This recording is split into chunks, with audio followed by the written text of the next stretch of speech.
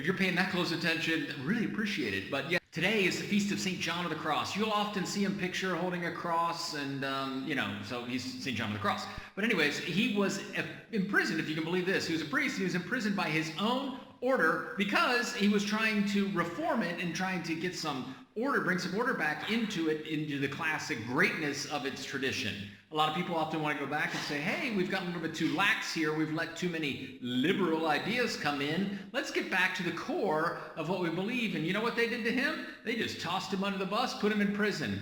So the idea of a cross, bearing your cross, you've heard that, right? So we've got many crosses to bear. And St. John of the Cross, he bore his cross quite well.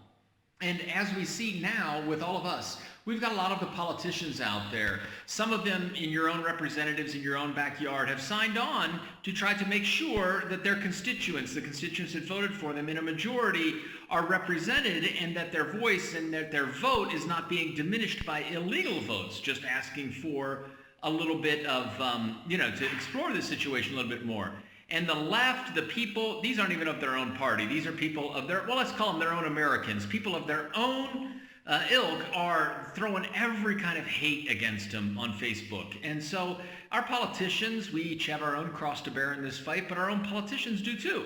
So if I can encourage you to, when you see them on Facebook and you see them comments and they're getting all this hate thrown at them, hey, send them a note of encouragement. They're only human too. It's difficult for them as well. So, send them a note of encouragement, see what you can do for them. All the best, and have a great day.